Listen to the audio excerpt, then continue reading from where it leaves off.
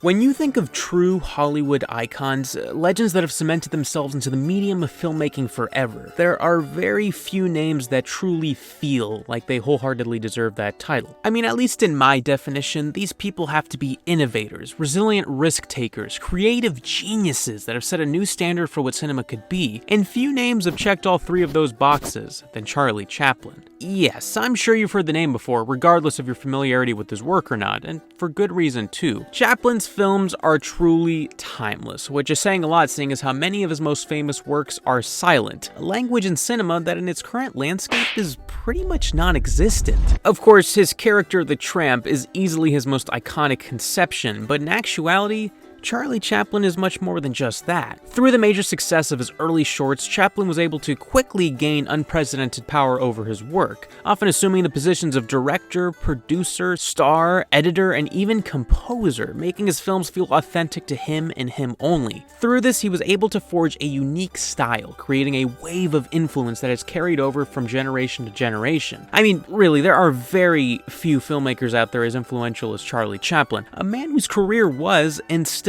is, built on the power of making audiences think, laugh, and feel. And out of all his works, no film better represents the character, style, and sheer brilliance of Chaplin's artistry than his 1931 magnum opus, City Lights.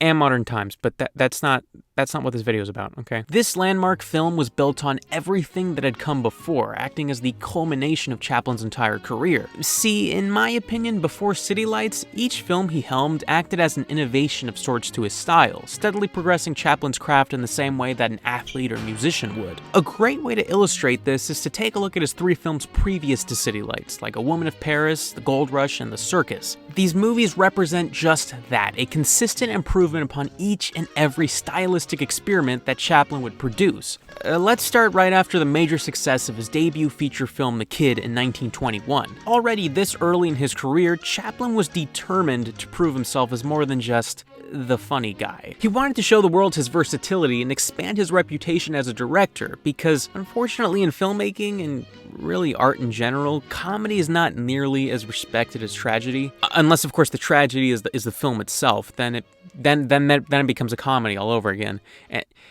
It's the circle of life. So after a few more comedic shorts, we get to 1923's A Woman of Paris, a first and foremost serious melodrama, not starring Charlie Chaplin. This was pretty huge at the time, as Chaplin's appearance and tone were quite literally the most synonymous attributes of his style. But that was it. This was not your typical Charlie Chaplin film. He even went as far as to put a disclaimer of sorts right at the beginning of the credits, warning audiences of his absence from the camera.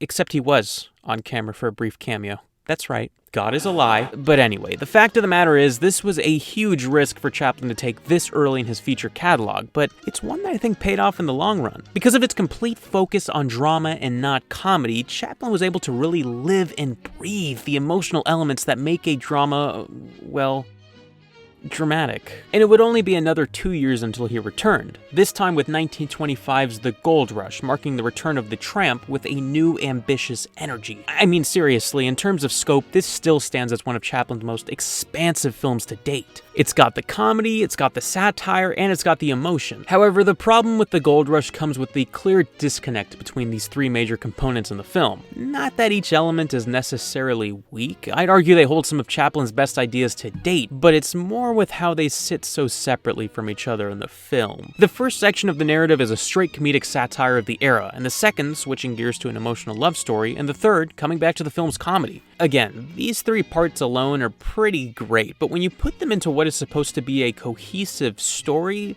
certain sections begin to feel obligatory and stand in the shadow of the rest. And I think Chaplin knew this. It becomes quite obvious, especially looking at City Lights, that Chaplin was very much aware of this separation and went to great depths to refine it and make it feel a bit more seamless. Case in point, Chaplin's next film in 1928, The Circus, which is actually one of my personal favorites of his. It proves the theory that Chaplin's greatest critic was himself, as it demonstrates a clear structural improvement on what he had done in The Gold Rush. And sure, the romance itself still isn't nearly as compelling as the comedy, but everything just feels so clean and tightly knit here. Not to mention, it's Chaplin's best soundtrack. This Circus, of course, is still not perfect, namely in making every component about it equally engaging, but it was still a solid improvement from what had come before. And that's really the most emblematic thing about these three films. He consistently took the best parts of every project and built on them, polishing and refining until he reached what I considered to be the culmination of everything that had come before. But the journey wasn't as easy as it sounds, I guess. Right around the time that Chaplin was nearing the end of shooting The Circus in 1927, his second wife, Lita Gray Chaplin, filed for divorce after a few revealing and questionable choices by Charlie had finally boiled over. The divorce was very public, to say the least, and caused him to halt all production on The Circus, eventually leading to what was at that time the world's largest divorce settlement of $825,000. Then, following almost immediately after, the federal government claimed that Chaplin owed taxes as far back as 1918, building to a hefty-sized sum of, $1.13 million of his personal income that was owed. Keep in mind this was in the 1920s, where coffee was still 15 cents per cup. After a traumatic nervous breakdown at what looked to be his life burning down in front of his very eyes, things only proceeded to get worse. After the release of The Circus on August 28, 1928, Charlie's mother Hannah passed away from a gallbladder condition. This was easily the most devastating blow of the entire situation and clearly had a massive impact on Chaplin, both personally and artistically.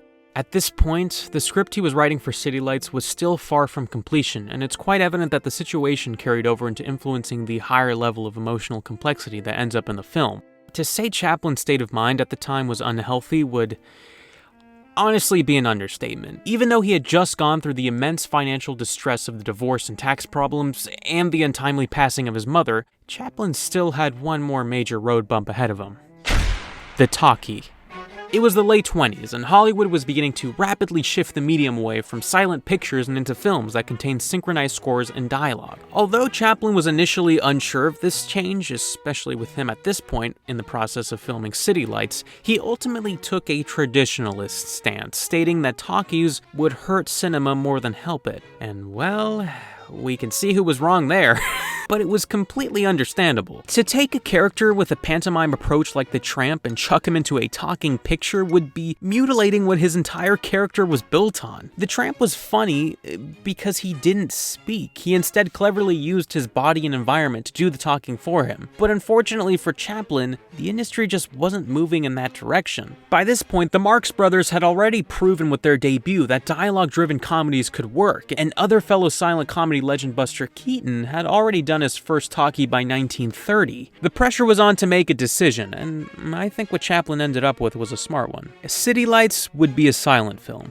Kinda. Not in the technical sense, partly because Chaplin added post-sound effects and composed synchronized music, but all spoken words were either indiscernible or completely silenced. It was an intelligent compromise, I think, as instead of taking away what made the Tramp work in the first place, Chaplin instead built on his style in even more creative and innovative ways. But you're probably asking yourself right now, from the massive financial torment of the divorce and tax issues, to his mother passing after a long, complicated family history, to, of course, a changing industry that was on its way to abandoning what Chaplin had built his entire career on, leaving him in nothing but the remnants of a financial drought, a crippling depression, and a few accumulated gray hairs.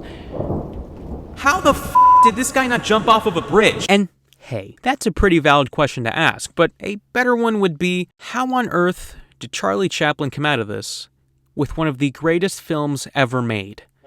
Well, I'll tell you. City Lights is a masterpiece. Every single issue that I've had with Chaplin's previous films is completely wiped from existence in this thing. The comedy is at its usual high, the consistency of tones is utterly seamless, and the emotional elements are just to die for. It's everything that has ever worked in a Chaplin film put into a wonderfully intricate and satisfying dish that can make even Anton Chigurh have an Anton Ego flashback. To start off, the comedy is obviously fantastic. If there's one guarantee that's been with Chaplin since the beginning, it's to expect laughs. I mean, right from the beginning, the film opens up like it knows it's a masterpiece, unveiling itself like a grand theater play on opening night to reveal the Tramp under the curtain. If there was a perfect way to introduce the character, this is it. And I'd also be remiss if I didn't mention the comedic crowning achievement of the film, and arguably of Chaplin's career. the boxing ring sequence. Even 90 years later, this scene is still captivating, with the tramp hilariously cowering away from his opponent in what is maybe his most energetic and well-choreographed set piece, period. And it doesn't stop there. Every single comedic beat just works. It's clear, even if you aren't familiar with Chaplin's filmography, that he knows exactly what he's doing. Whether that be in the iconic sidewalk lift sequence, to the tramp's night on the town, to the sequence in which Chaplin saves a suicidal billionaire, which kind of represents the real Chaplin if you think about it. Everything here in terms of comedy is top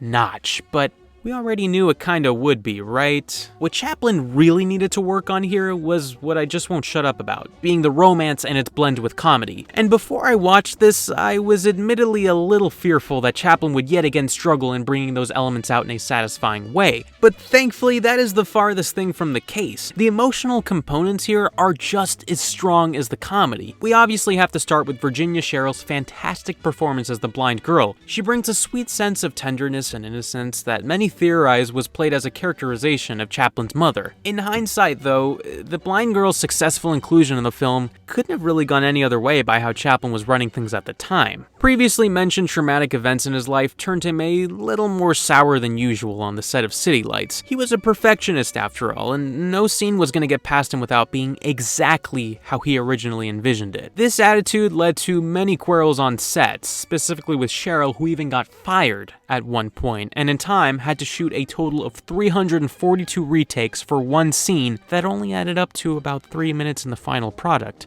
For Chaplin, great wasn't good enough. It had to be perfect, even if The Wire shows a little bit nowadays. The sheer brilliance and potency of City Lights' romance can really just be summed up in its final shot, though. It's so iconic that even if you haven't seen it, you've seen it, either directly or emulated through the thousands of films it's influenced. But it really is that good, a moment that was built on throughout every scene in the film. And this leads nicely to the second biggest improvement, the blending of tones. There is virtually no separation anymore in terms of the narrative's comedic and romantic sections. Sure, it's set apart enough to clearly invoke a feeling of laughter or love, but it just feels so right this time. I think this is mainly due to 1, the romance being built up from the beginning, and 2, a clear intent with the romantic interest. Never before has a woman lead in a Chaplin film been this unique and likable.